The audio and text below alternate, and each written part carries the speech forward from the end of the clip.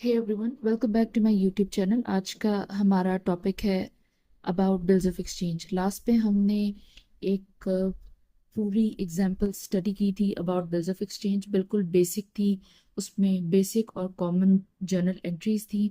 आज हम उसी से रेलिवेंट एक और एग्जांपल, एक और इलस्ट्रेशन को सॉल्व करके देखेंगे, और इसमें जो मज़ीद कॉम्प्लेक्सिटीज आती हैं बिल्स ऑफ एक्सचेंज की जर्नल एंट्रीज पास करने में, उसके ऊपर आज हम बात करेंगे। सबसे पहले, mister A sold goods to mister S worth 15,000 on 1 January 2025। ये 1 जनवरी की एंट्री है, 2025 ईयर है, मिस्टर ए का जर्नल है और नीचे मिस्टर एस का जर्नल है। मिस्टर ए ने गुड्स सेल की है मिस्टर एस को 15,000 की। Mister S to sales, sales को हम क्रेडिट करेंगे। एस हमारा डेटर इंक्रीज हुआ है, जिसे हमने पैसे लेने हैं, वो हमारा एसेट है, उसको हम डेबिट करेंगे। और मिस्टर एस की तरफ देखें, मिस्टर एस के जर्नल को देखें तो मिस्टर एस ने परचेजेस किए हैं। परचेजेस को वो डेबिट करेगा और ए को क्रेडिट करेगा। ए उसकी लाइबिलिटी है, उसका क्रेडिटर है, उसने मिस्टर ए को पैसे देने हैं। 15,000 से ये एंट्री उसने पास की है। नेक्स्ट क्या है, mister A drew a bill on mister S for 15,000 on the same date. 1 जनवरी को परचेजेस और सेल्स हुई हैं और 1 जनवरी को ही मिस्टर ए ने बिल ड्रॉ किया है 15,000 का, जो कि 3 मंथ्स के बाद पे करना है।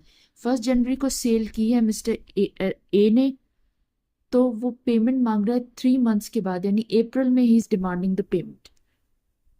अब हम उसकी एंट्री करेंगे। Bill receivable debit to mister S credit. Mister S हमारा डेटर था, उसको हमने क्रेडिट कर दिया, और बिल रिसीवेबल के थ्रू हमने पेमेंट लेनी होती है। बिल रिसीवेबल के थ्रू हमने पेमेंट लेनी है, तो बिल रिसीवेबल अब हमारा एसेट है, उसको हम डेबिट करेंगे। ये साइड में मैंने बेसिकली डेट्स लिखी हुई हैं, 1 जनवरी। ओके, ये 15,000 से हो गया। और मिस्टर एस ने एक्सेप्ट किया बिल को जो मिस्टर ए ने ड्रॉ किया है, तो उसकी बिल एंट्री होगी 1 जनवरी को। एंट्री हम पास करेंगे mister A debit to bill payable, क्योंकि मिस्टर एस ने बिल पे करना है, तो वो बिल पेएबल की एंट्री होगी। मिस्टर बिल पेएबल लिखेगा और ए को डेबिट कर देगा, यानी ये इसकी लाइबिलिटी थी, वो डेबिट हो गई। अब बिल पेएबल उसकी लाइबिलिटी जनरेट हो गई है 15,000 से। अब नेक्स्ट एंट्री क्या है, नेक्स्ट एंट्री है 4 फरवरी की, यानी नेक्स्ट मंथ की 4 फरवरी की। 4 फरवरी को मिस्टर ए ने अपना जो बिल था वो डिस्काउंट करा लिया 15% पर एनम पे। डिस्काउंट करा लिया का मतलब ये होता है, बेसिकली इस तरह होता है, on 4 February mister A discounted the bill at his bank at 15% per annum. इसका मतलब ये होता है कि मिस्टर ए को 3 महीने के बाद पैसे लेने थे मिस्टर एस से, लेकिन अर्जेंटली उनको पेमेंट की ज़रूरत हो गई, कैश की ज़रूरत होगी। तो मिस्टर ए क्या करेगा, वो बैंक के पास जाएगा, जो बिल रिसीवेबल उसके पास है, पीस ऑफ पेपर है, एक एसेट है, वो बैंक को ऑफर कर देगा, बैंक को हैंडल कर देगा, हैंड ओवर कर देगा कि आप अब मिस्टर एस से पेमेंट ले लीजिएगा 3 मंथ्स के बाद, मुझे आप अभी पैसे दे दें मेरे बैंक अकाउंट में। बैंक हमेशा बैंक अकाउंट में पैसे देता है, ठीक है। तो इसकी एंट्री किस तरह से बनती है, 4 फरवरी को एंट्री बनेगी, बैंक डेबिट होगा। जब भी इस तरह से एंट्री होती है तो डिस्काउंट जरूर होता है, मिस्टर ए डिस्काउंट अलाउ करेगा बैंक को। जब अर्ली वो पेमेंट मांग रहा है तो डेफिनेटली वो बैंक को कहेगा कि आप मुझे इमिजिएटली पेमेंट कर दें, और आप चूंकि 3 मंथ्स के बाद, 2 मंथ्स के बाद, जो भी रिस्पेक्टिव डेट है उस पर जाके आप पेमेंट लेने वाले हैं, तो आप मुझे डिस्काउंट में पैसे दे दें, मैं आपको डिस्काउंट थोड़ा सा अलाउ कर देता हूँ। इसमें आपने डिस्काउंट अलाउ रिसीव ऐसा कुछ नहीं लिखना होता, सिर्फ डिस्काउंट लिखना होता है। बैंक को डेबिट करेंगे 14,625 से, 15% का डिस्काउंट है। और डिस्काउंट को भी डेबिट करेंगे 375 से। इसकी कैलकुलेशन है 15,000 मल्टीप्लाई 15% मल्टीप्लाई 2/12। ओके, इस तरह से इसकी जो है वो बनती है। बिल रिसीवेबल को क्रेडिट कर देगा मिस्टर ए। मिस्टर ए का जनरल बिल रिसीवेबल को कंप्लीटली फिनिश कर देगा, सेट ऑफ करना इसको कहते हैं। 15,000 से ये एसेट उसका खत्म हो गया, उसके बदले में उसको बैंक में पैसे मिल गए, और इतना डिस्काउंट जो है उसने अलाउ कर दिया। क्योंकि सेकेंड मंथ में उसने पेमेंट मांगी है, तो 2/12, 15% पर एनम का रेट होता है। जो डिस्काउंट होता है, इंटरेस्ट रेट होता है, वो सब पर एनम के रेट होते हैं, एनुअल रेट्स होते हैं। तो सेकेंड मंथ में उसने पेमेंट ले ली, तो 2/12 लिखना है, ये 375 बनता है। इतना डिस्काउंट जो है उसने बैंक को अलाउ किया है। अब उसके बाद व्हाट विल हैपन, अब हम नेक्स्ट पे देखेंगे कि बैंक ने क्या एंट्री की है। सबसे पहले हम मिस्टर एस के जर्नल को क्लियर कर देते हैं। मिस्टर एस ने अप्रैल के मंथ में जाके अपनी पेमेंट क्लियर कर दी।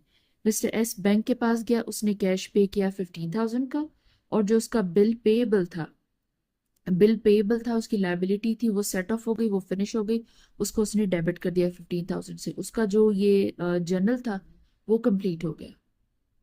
जब बैंक का जर्नल हम मेंटेन करेंगे, तो सबसे पहले जब मिस्टर ए ने बैंक से बिल डिस्काउंट कराया था 4 फरवरी को, तो बैंक के जर्नल में उस टाइम पे क्या एंट्री होगी? बिल रिसीवेबल को वो डेबिट करेगा, क्योंकि बैंक के लिए बिल रिसीवेबल एक एसेट है, इसके अगेंस्ट वो मिस्टर एस से पेमेंट लेने वाला है। ठीक है, बिल रिसीवेबल को वो डेबिट करेगा, डिस्काउंट को वो क्रेडिट करेगा, बिकॉज डिस्काउंट उसको रिसीव हुआ 375 का। उसको मिस्टर ए से डिस्काउंट रिसीव हुआ 375 का, वो एक इनकम है। इनकम हमेशा जो है वो क्रेडिट होती है, और मिस्टर ए को वो डेबिट करेगा 14,625 से। यानी मिस्टर ए के अकाउंट को उसने क्रेडिट किया, मिस्टर ए के अकाउंट को उसने क्रेडिट किया 14,625 से, क्योंकि उसने मिस्टर ए के अकाउंट में पैसे डाले हैं, बैंक अकाउंट में। तो उसने उसके अगेंस्ट मिस्टर ए का जो बैंक अकाउंट है उसको क्रेडिट किया। अब जब मिस्टर एस पेमेंट कर देगा, ऑनर कर देगा बिल रिसीवेबल को ड्यू डेट पे, यानी ड्यू डेट बनती है 4 अप्रैल, 4 अप्रैल पे, तो बैंक कैश रिसीव करेगा और बिल रिसीवेबल को क्रेडिट कर देगा। जो एसेट उसके पास मौजूद था, जिसके थ्रू वो पैसे लेने वाला था, वो उसको क्रेडिट कर देगा 15,000 से, और उसके अगेंस्ट कैश रिसीव कर लेगा 15,000 से। तो दिस इज हाउ आप जो है वो बिल रिसीवेबल की कंप्लीट एंट्री को पास करते हैं। और बैंक का जब जर्नल बनाते हैं, इस तरह से बनाया जाता है। आपको अगर फॉर एग्जांपल बिल्कुल आप बिगनर हैं, आपको शुरू में बिल्कुल समझ नहीं आ रही है, तो आप वीडियो को रिपीट करके देखें, आपको डेफिनेटली समझ में आ जाएगा। आई हैव ट्राइड कि सबसे सिंपल लैंग्वेज में मैं आपको बता सकूं, ताकि आपको समझ में आए। ये बेसिक एंट्रीज है बिल ऑफ एक्सचेंज की। It's very important. ऐसा कभी नहीं होता कि बिल ऑफ एक्सचेंज का जो है वो आपको न्यूमेरिक क्वेश्चन ना आए, न्यूमेरिकल क्वेश्चन एग्जाम में सॉल्व करने के लिए। तो बेसिक एंट्रीज से इसको समझना शुरू करें, ताकि मजीद आगे कॉम्प्लिकेटेड एंट्रीज, कॉम्प्लिकेटेड जो कैलकुलेशंस होगी, आप उसको डील कर सकें। Thank you.